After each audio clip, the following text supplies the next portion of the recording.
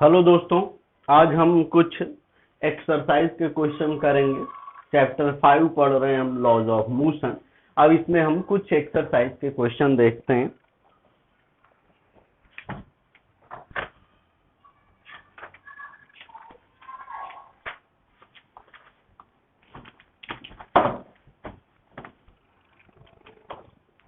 हमारा क्वेश्चन है 5.2।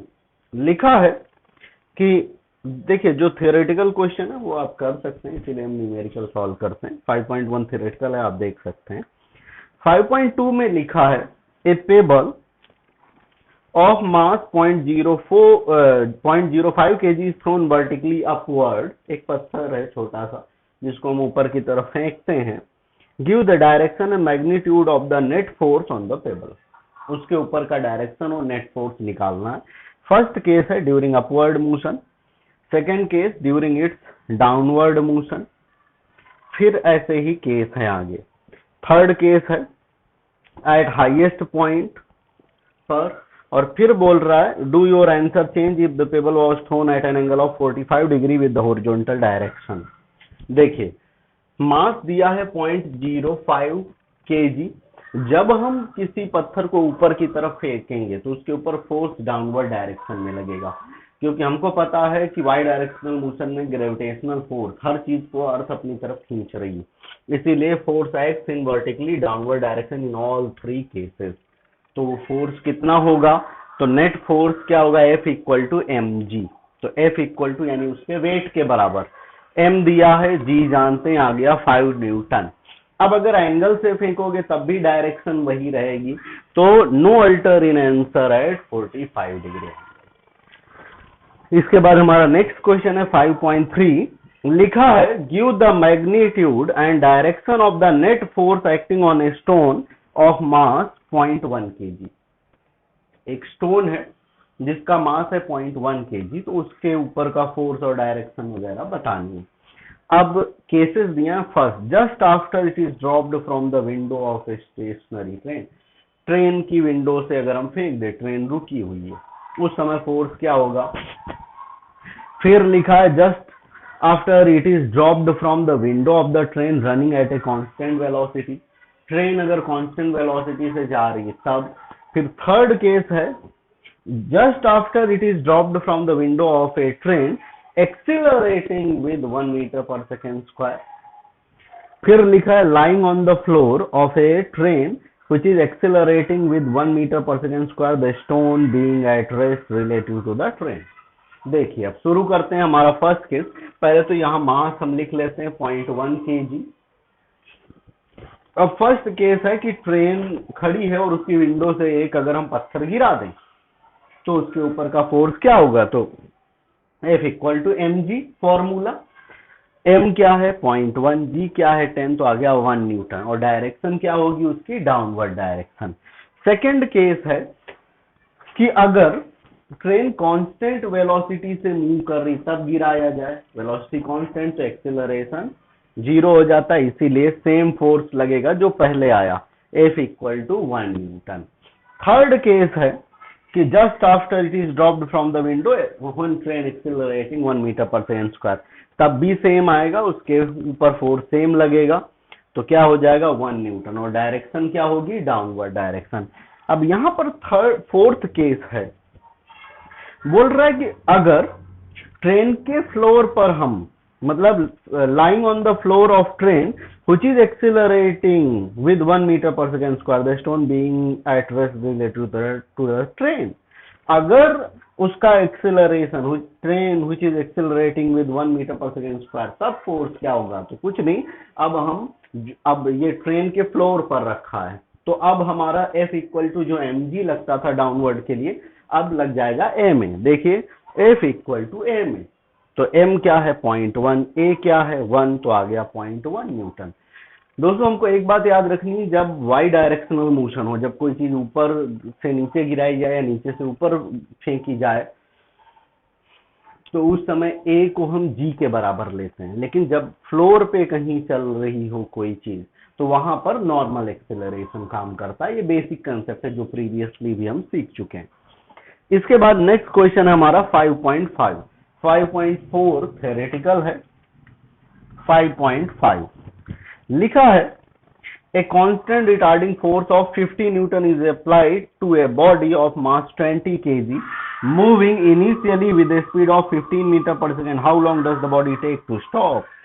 अब एक ऑब्जेक्ट है जिसका मास है 20 kg और उसके ऊपर फोर्स लग रहा है 50 न्यूटन का अपोजिट में, और इनिशियल स्पीड है उसकी 15 मीटर पर सेकेंड। तो बोल रहा है कि कितनी देर में वो रुक जाएगी। मतलब एक ऑब्जेक्ट है जा रहा है 15 मीटर पर सेकेंड की स्पीड से, उसका मास है 20 kg। अब उसके अपोजिट डायरेक्शन में फोर्स लग रहा है, रेजिस्टिव फोर्स, जिसकी वैल्यू है 50 न्यूटन। तो बोल रहे हैं कितनी देर में रुकेगा। तो जो दिया है पहले वो लिख लेते हैं। यहाँ पर फोर्स दिया है हमारे पास -50 न्यूटन, लिख लिया। मास दिया है 20 kg, इनिशियल वेलोसिटी 15 है और फाइनल 0, रुक जाएगा आगे चल के, तो फाइनल वेलोसिटी 0। अब हमको पता है F equal to formula P/T। P का फॉर्मूला mv होता है, तो mv1/t। v2 तो 0, तो फाइनल मोमेंटम के लिए लिखने की जरूरत नहीं। तो अब हमको टाइम फाइंड करना है, सब्जेक्ट बना लेंगे। तो T इक्वल टू mv1/f। अब क्या होगा, मास डालो, v1 की वैल्यू, f की वैल्यू आ गया 6 सेकेंड, यानी 6 सेकेंड में वो जाके रुक जाएगा। ठीक है दोस्तों। इसके बाद नेक्स्ट क्वेश्चन है हमारा 5.6, देखते हैं। लिखा है constant force acting on a body of mass 3 kg changes its speed from 2 metre per second to 3.5 metre per second in 25 second. एक बॉडी है जिसका मास है 3 kg, उसकी जो स्पीड है, उसकी जो स्पीड है वो चेंज हो रही, 2 मीटर पर सेकेंड से 3.5 मीटर पर सेकेंड हो जा रही है 25 सेकेंड में। तो हमको बोल रहा है the direction of the motion of a body remains unchanged, what is the magnitude and direction of the force. बहुत सिंपल है, देख लेते हैं। मास दिया है, लिख लिया। v1 दिया है, v2 मीटर पर सेकेंड, लिख लिया। v2 3.5 metre per second, time 25 second, और फोर्स निकालना है हमको। तो अब फोर्स का formula delta P/ΔT, Newton second law. Delta P को हम ऐसा भी लिख सकते हैं P2 - P1, टाइम एक ही दिया है तो डेल्टा T को सिर्फ T भी लिख सकते हैं। अब P का फॉर्मूला क्या होता है, mv, तो P2 हो जाएगा m2v2 - m1v1, but mass same है तो 1 2 लगाने की जरूरत नहीं। मास को हम m कॉमन ले लेंगे बाहर, अंदर आ जाएगा v2 - v1/t। अब यहां पर हम वैल्यू सब्स्टिट्यूट करेंगे, तो m की वैल्यू है 3 kg, v2 की वैल्यू है 3.5, v1 की वैल्यू है 2, टाइम 25। सिंप्लीफाई किया तो आ गया force F equal to 0.18 newton. अब इसकी डायरेक्शन क्या होगी, तो मोशन की डायरेक्शन में फोर्स लग रहा है। ठीक है, जिस डायरेक्शन में ऑब्जेक्ट मूव कर रहा है तभी उसकी वेलोसिटी इंक्रीज हुई है ना, तो इसका मतलब है कि उसी डायरेक्शन में फोर्स लग रहा है। इसके बाद है 5.7 नंबर, लिखा है ए body of mass 5 kg is acted upon bye 2 perpendicular forces 8 Newton and 6 Newton, give the magnitude and direction of the acceleration of the body. देखिए अब यहां पर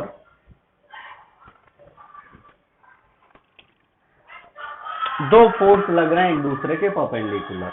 तो यहां पर एक फोर्स लग रहा है, हमने मान लिया 8 न्यूटन का इधर लग रहा है, और उसके perpendicular F2 equal to 6 Newton का लग रहा है। इसका रिजल्टेंट मान लिया F, यहाँ थीटा एंगल है, रिजल्टेंट है F। तो ये F हम कैसे निकालेंगे, चैप्टर 4 में बहुत बार सीखा है। इस तरह से निकालना होता है, अंडर रूट करके स्क्वायर करके ऐड करते हैं एक्स और वाई एक्सिस को। तो देखिए मैग्नीट्यूड इसका क्या आएगा, under root of F1 square plus F2 square, value डाल देंगे। So F equal to F1 square यानी 8 का स्क्वायर 64, F2 का स्क्वायर यानी 6 का स्क्वायर 36। तो ये पूरा हो जाएगा 100 रूट 100 यानी 10 न्यूटन। अब हमको एक्सेलरेशन निकालना है, तो F equal to m, F equal to m, तो क्या हो जाएगा, A निकालना है। अब F की वैल्यू 10, मास दिया है 5 kg, ए निकालना है। अब ए को सब्जेक्ट बनाएंगे तो 10/5 यानी 2 मीटर पर सेकेंड।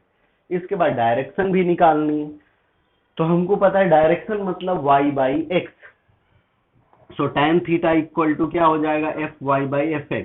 y मतलब ये 6, x मतलब 8, तो Fy/Fx इक्वल टू 6/8। सिंप्लीफाई करेंगे tan थीटा इक्वल टू आएगा 0.75 रेडियन में, डिग्री में बदलेंगे तो आएगा थीटा इक्वल टू 37 डिग्री। और ये उसी डायरेक्शन में होगा जिस डायरेक्शन में मोशन लग रहा है, यानी फोर्स एक्सेलरेशन की डायरेक्शन वही जिधर मोशन है। ठीक है दोस्तों। इसके बाद हमारा है 5.8, लिखा है the driver of a three wheeler moving with a speed of 36 kilometre per hour sees a child standing in the middle of the road and brings his vehicle to rest in 4 seconds, just in time to save the child. What is the average retarding force on the vehicle? अब यहाँ पर एक three wheeler वाला है जो कि चला जा रहा है। अब वो देखता है एक लड़का खड़ा है, वो और जो 3-व्हीलर वाला है उसकी स्पीड है यहाँ पर हमारी 36 किलोमीटर पर आवर। अब वो देखता है कि एक लड़का आगे खड़ा है, तो ब्रेक मारता है और वो अपनी व्हीकल को रोकता है 4 सेकंड में। कितनी देर में? 4 सेकंड में उसको रोकना है। अब मास ऑफ द 3-व्हीलर, मास है उसकी रिक्शे का, मान लिया 400 केजी का है। अब बोल रहा है कि and mass of the driver is 65, driver का मास है 65 केजी। तो हमको ये फाइंड करना है कि रिक्शे के ऊपर रिटार्डिंग फोर्स कितना लगेगा। देख लेते हैं। अब स्पीड दी है रिक्शे की 36 kilometre per our, metre per second में बदलने के लिए 5/18 से मल्टीप्लाई करेंगे तो आ जाएगा 10 मीटर पर सेकंड। कितना आ जाएगा? 10 मीटर पर सेकंड। अब टाइम दिया है कितनी देर में रुक रहा है, तो हमने मान लिया t equal to 4 second, t equal to 4 second. इसके बाद मास, वो 3-व्हीलर का मास दिया है 400 केजी और ड्राइवर का मास दिया है 65 केजी। अब हमको फोर्स निकालना है, तो उसके लिए हमको पहले निकालना पड़ेगा एक्सीलरेशन। अब एक्सीलरेशन की मैग्नीट्यूड वैल्यू निकाल रहे हैं, ये मैग्नीट्यूड वैल्यू है, क्योंकि अगर हम मैग्नीट्यूड वैल्यू नहीं निकालेंगे तो V2 माइनस V1, तो ये माइनस में आएगा क्योंकि रिटार्डिंग फोर्स है इसीलिए। तो अब एक्सेलरेशन का formula A equal to V/T। V की वैल्यू दिया है 10 मीटर पर सेकेंड में, टाइम दिया है 4 सेकेंड, तो एक्सेलरेशन आ गया 2.5। एक्चुअली ये रिटार्डेशन होगा, इसीलिए मैग्नीट्यूड दिखाया मैंने। अब फोर्स, अब देखिए यहाँ पर फोर्स का फॉर्मूला हमारा नॉर्मली ma होता है, लेकिन अब रिक्शा का मास साथ में उसके अंदर ड्राइवर बैठा, तो टोटल मास हम लेंगे, इसीलिए F equal to m1 plus m2a हो जाएगा। अब m1 400 है, m2 है 65 और a है हमारा 2.5, तो ये आ गया 1162.5 न्यूटन। ये भी वैल्यू हमारी मैग्नीट्यूड वैल्यू। अगर हम यहाँ मैग्नीट्यूड वैल्यू नहीं लेते तो माइनस आता, तो यहाँ भी फोर्स में नेगेटिव साइन दिखता, क्योंकि ये रिटार्डिंग फोर्स है, इस वजह से। इसके बाद हमारा क्वेश्चन है 5.9, देखते हैं।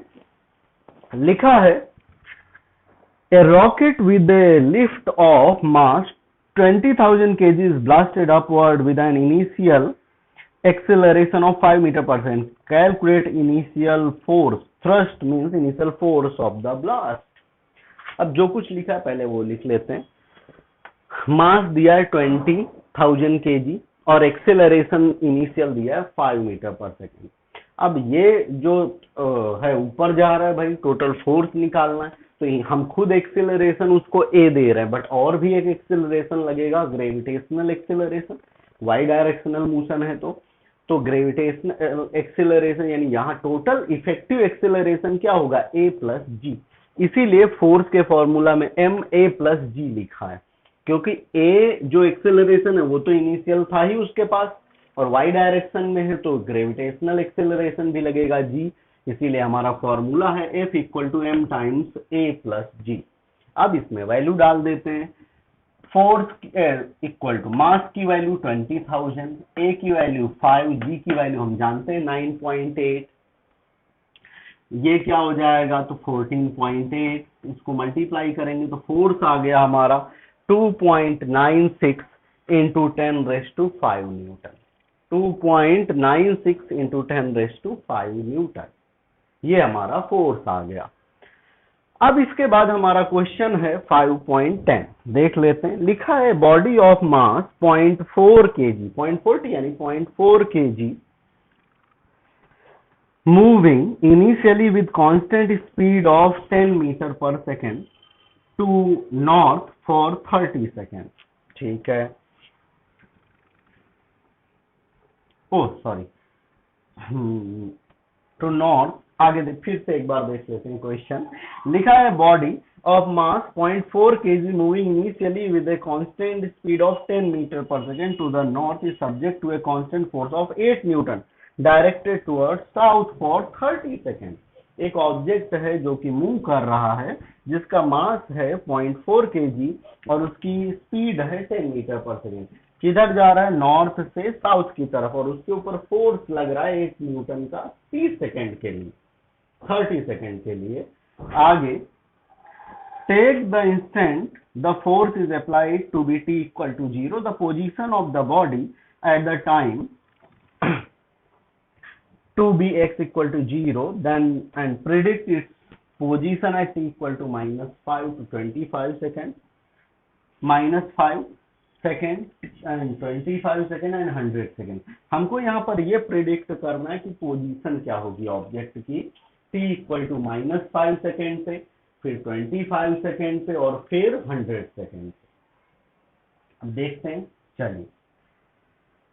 अब यहाँ जो कुछ दिया है पहले हमको वो समझना है। इनिशियली हमको इसकी स्पीड दे दी है 10, इनिशियल स्पीड 10 दे दी है। फोर्स की वैल्यू हमारे पास है, टाइम दिया है शुरुआत में 30 सेकेंड का, ठीक है। ये सब चीजें हमारे पास हैं तो यहाँ लिख लिया। मास है 0.4 kg, वेलोसिटी है, स्पीड है sorry 10 metre per second, force लग रहा है -8 न्यूटन का और टाइम है 30 सेकेंड। तो इससे हम एक्सेलरेशन निकाल सकते हैं आगे का सॉल्व करने के लिए। तो a equal to F by M, F equal to अगर m है, f इक्वल टू m होता है हर जगह, यहाँ देखा, यहाँ सब जगह, तो a equal to F by M लिख सकते हैं, वही लिखा है। f की वैल्यू -8, m की वैल्यू 0.4 आ गया -20 मीटर पर सेकेंड स्क्वायर। हमारे पास वैल्यू आई एक्सेलरेशन की -20 मीटर पर सेकेंड स्क्वायर। अब हमको निकालना है फर्स्ट पार्ट में position at t equal to -5 second. तो देखिए डायरेक्ट हम फॉर्मूला लगाएंगे, d distance equal to velocity into time, तो d1 इक्वल टू v0t। अब v0 यहाँ पर कितना है 10, टाइम कितना -5, तो हमारी पोजीशन आ गई -50 मीटर, ये हमारी पोजीशन। इसके बाद हमको 25 सेकेंड पर निकालना है, तो पोजीशन है 25 सेकेंड। अब देखिए 25 सेकेंड पर निकालना है तो फिर से फॉर्मूला लगा देंगे, dt equal to v0t plus 1/2 at square. अब देखिए यहाँ पर -5 में हम एक्सेलरेशन नहीं लगा सकते थे क्योंकि इनिशियली एक्सेलरेशन था नहीं। अब हमारा acceleration 20 metre per second square लग रहा है, तो अब हमको एक्सेलरेशन भी इंक्लूड करना पड़ेगा यहाँ पर, इसीलिए ये इक्वेशन यूज कर रहे हैं। अब इसमें वैल्यू डालेंगे, v0 की वैल्यू फिर से 10, टाइम 25, 1/2, a की वैल्यू -20 और t की वैल्यू 25, तो उसका स्क्वायर कर दिया। सिंप्लीफाई करेंगे आ जाएगा -6000 मीटर। तो उसकी पोजीशन क्या मिली हमको, -6000 मीटर, यानी किलोमीटर में अगर बदले तो -6 किलोमीटर। इसके बाद हमको थर्ड में फाइंड करना है। थर्ड में हमको निकालना है कि पोजीशन फॉर एट 100 सेकेंड। तो देख लेते हैं आगे।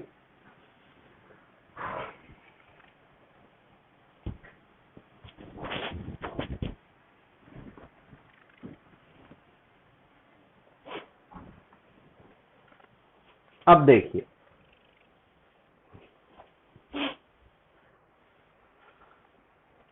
यहाँ पर पोजीशन एट 100 सेकेंड, तो इसको हम डिवाइड कर रहे हैं पहले 30 सेकेंड के लिए, for T equal to 30 second, और फिर हम उसके बाद आगे बढ़ेंगे।